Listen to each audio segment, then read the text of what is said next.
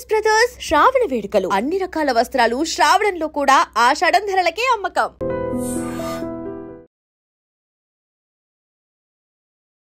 నమస్కారం, welcome to I dream. ధర్మ మార్గం విత్ విజిత కార్యక్రమానికి స్వాగతం.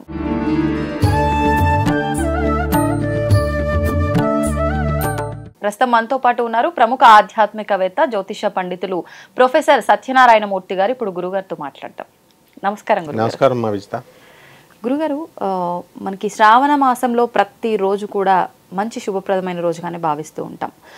అంటే ఏ మాసమైనా ఒక దేవుడికే ప్రత్యేకంగా తీసుకొని ఆరాధిస్తూ ఉంటాం. కానీ శ్రావణ మాసంలో శ్రావణ సోమవారాల దగ్గర నుంచి శనివారాల వరకు ప్రతిరోజు ఆ రోజుకి సంబంధించిన దైవాన్ని ఆరాధిస్తూ ఉంటాం.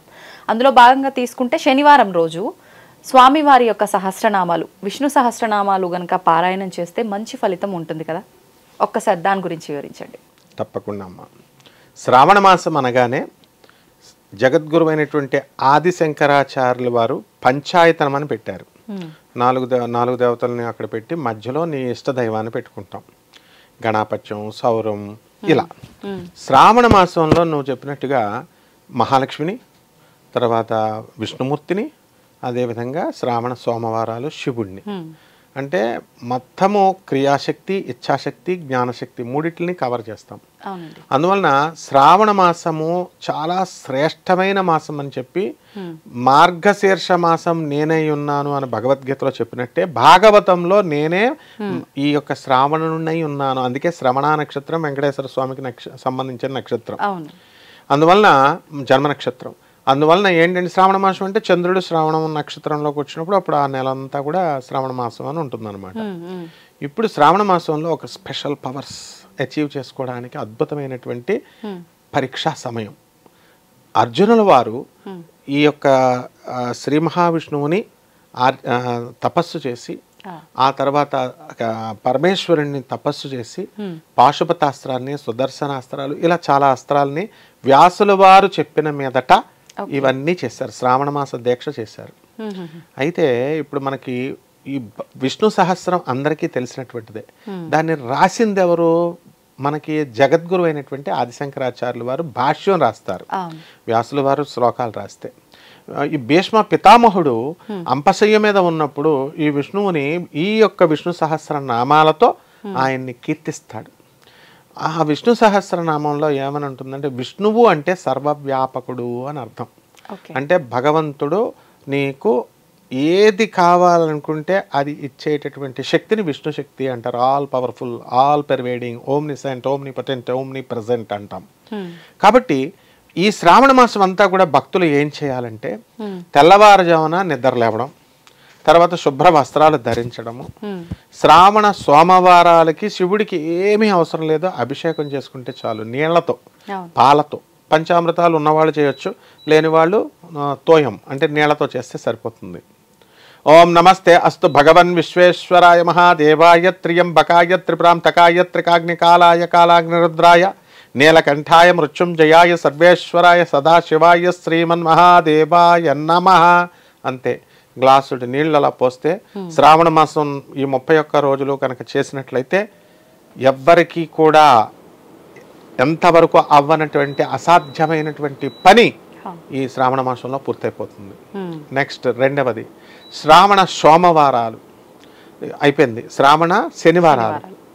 ఈ శ్రావణ శనివారం చేసినటువంటి వాళ్ళకి శ్రావణ మాసంలో శని పట్టుకోడు అనేటటువంటిది గర్భరహస్యం. శని ఇచ్చిన, విష్ణుమూర్తికి ఇచ్చినటువంటి వాగ్దానం, వరం కాదు, విష్ణుమూర్తికి వారం ఇవ్వాల, వాగ్దానం ఇచ్చాడు. ఏమని? అయ్యా, ఎవరైతే శ్రావణ మాసంలో ఈ 4 శనివారాలు చేసినట్లయితే వాళ్ళని నేను పట్టుకోను అని. ఎందుకంటే శ్రవణ నక్షత్రం అనేటటువంటిది మకర రాశిలోకి వస్తుంది జ్యోతిషపరంగా. ఆ మకర రాశికి జన్మ రాశి అధిపతి శని, ఆయన సొంత ఇల్లు. అందువలన వాళ్ళని నేను బాధించను అని చెప్పాడు. కాబట్టి శంఖం పువ్వులతో, నీలి శంఖం పువ్వులతో, నీలి కమలాలతో బుట్ట కలవలను ఉంటాయి. నీలి బుట్ట కలవలను ఉంటాయి, బ్లూ కలర్లో ఉంటాయి కలవ పువ్వులు. తామర పువ్వులే మనకు తెలుసు, పల్లెటూరులో ఉంటాయి. వైట్ కలవల్లాగా బుట్ట కలవలు బ్లూ కలర్లో, వైలెట్ కలర్లో. ఆ వైలెట్కి సంబంధించినటువంటి పుష్పాలతో ఎప్పుడైతే ఈ శ్రావణ శనివారాలు మనం చేస్తామో సాక్షాత్తు శ్రీనివాసుడే, కలియుగానికి అధిపతి అయినటువంటి దైవమైనటువంటి శ్రీనివాసుడే మనకి వరం ఇచ్చేస్తాడు. ఇందులో ఒక్క రూపాయి ఖర్చు పెట్టాల్సిన అవసరం లేదు. ఏ స్వామీజీలు బాబాల దగ్గరికి వెళ్ళాల్సినటువంటి అవసరం లేదు. ఏ పూజారి దగ్గరికి కూడా అవసరం లేదు. ఏ దేవాలయాలకు కూడా వెళ్ళాల్సినటువంటి అవసరం లేదు. దేవాలయం అనేది వెళ్తే వాళ్ళ ఇంట్రెస్ట్ వెళ్ళొచ్చు, కానీ ఇంట్లోనే ఓం నమో నారాయణాయ శాంతాకారం భుజగశయనం పద్మనాభం సురేశం విశ్వాకారం గగన సదృశం మేఘవర్ణం శుభాంగం లక్ష్మీకాంతం కమలనయనం యోగి హృదయాన గమ్యం వందే విష్ణుం భవభయహరం సర్వలోకైకనాథం. ఇది నారాయణ తత్వం.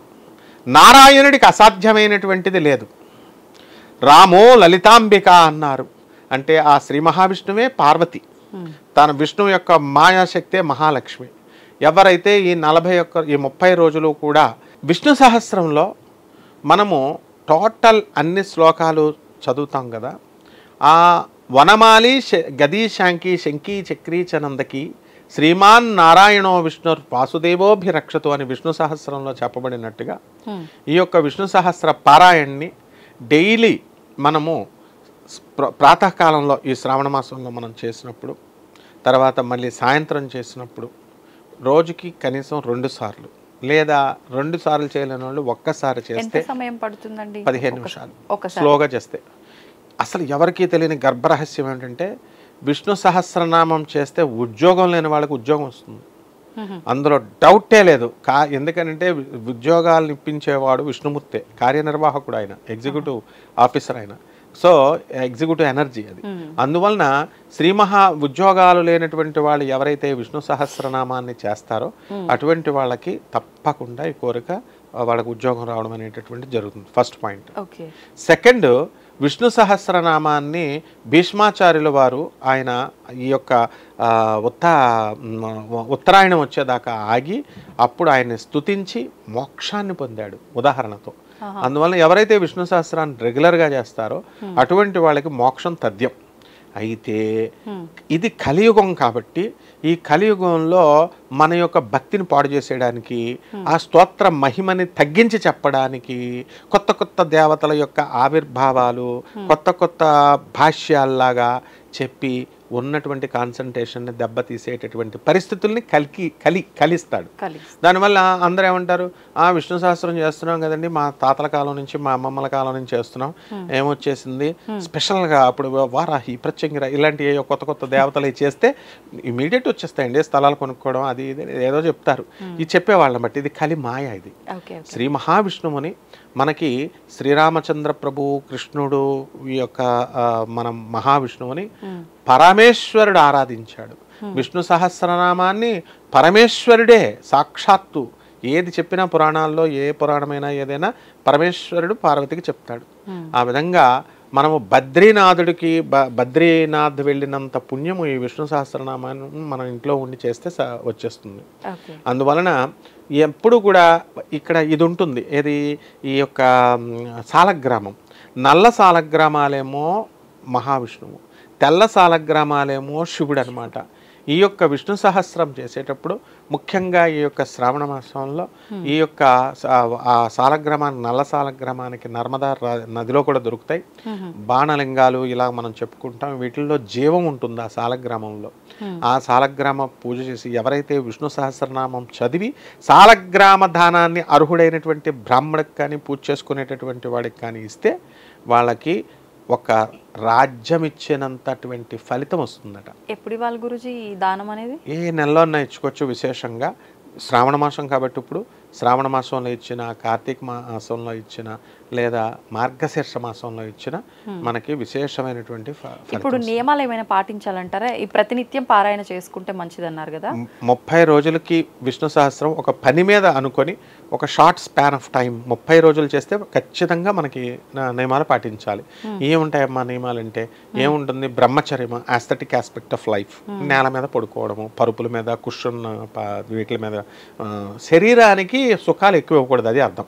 తర్వాత మితాహారము అంటే మధ్యాహ్నం చాలామంది సాయంత్రం ఉందండి ఉపవాసం, నాకు సాయంత్రం ఇప్పుడు విష్ణు సహస్రం చదవాలి, సాయంత్రం ఉంది భోజనం మానేశాను ఉపవాసం ఉందని ఇది చెప్పడంకే చాలా మంది ఆర్భాటంగా చెప్తుంటారు. అలా కాకుండా మనం భోజనంతో సరిపడేటటువంటి టిఫిన్లు కాకుండా లిమిటెడ్గా సాయంత్రాలు తీసుకొని ఫలపుష్పాదులతో మనం ఫలాలతో సింపుల్గా చేసుకుంటే, అంటే మితాహారం, ఆకలి 1/4 ఖాళీ ఉంచాలి.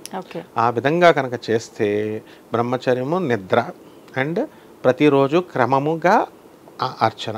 అంటే ప్రతిరోజు ఒంటిపూట భోజనం చేయాలా, లేదంటే ప్రతిరోజు మితాహారం తీసుకుంటూ 2 పూటలు తినాలా? ఏ రకంగా ఇప్పుడు ఈ 30 రోజులు కూడా 30 రోజులు కూడా 2 పద్ధతులు ఉంటాయి. ఒక కోరికని విశేషంగా పెట్టుకొని చేసేటటువంటి వాళ్ళు ఏకభక్తం చేయాలి, ఉపవాసం చేయాలి. అలా కాకుండా శనివారాలు స్వామికి వారికి ఇష్టం కాబట్టి శనివారాలు చేసేవాళ్ళు నెలలో 4 సార్లు ఉంటారు. ఇదొక రకం. మితాహారం ఎప్పుడూ తీసుకోవాలి ఈ నెలంతా కూడా, ఎక్కువ తినకూడదు. ఎందువల్లంటే స్వామి గుర్తు రావాలి. మనం బాగా తింటే మన ఇష్టమైనట్టు మృష్టాన్న భోజనం చేస్తే నిద్ర వస్తుంది, స్వామి రాడు. కాబట్టి ఈ రకంగా కనుక స్వామివారిని ఈ విష్ణు సహస్రనామం చేస్తే కనుక ఖచ్చితంగా ఇహపర సుఖాలు అనేటటువంటివి దొరుకుతాయి. ముఖ్యంగా ఉద్యోగం లేదండి, మాకు ఉద్యోగం లేదండి అని బాధపడేటటువంటి వాళ్ళందరికీ కూడా ఉద్యోగం అనేటటువంటిది ఇమీడియట్ వస్తుంది. దీనికి ఇది ప్రత్యేకం అనమాట విష్ణు సహస్రం అనేది. ధన్యవాదాలు గురుగారు. ధన్యవాదాలు.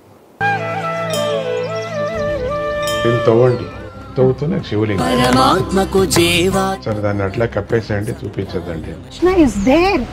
మూర్తి పూజ కాదు, సాక్షాత్ బ్రజేంద్ర నందన భగవాన్ ఉన్నారు మూర్తిలో. ఏమీ ఆశించకుండా ఆరాధించే వాళ్ళు కూడా ఉన్నారా ప్రభుజీ? నిజమైన భక్తి అంటే మనకు తెలియదు కాబట్టి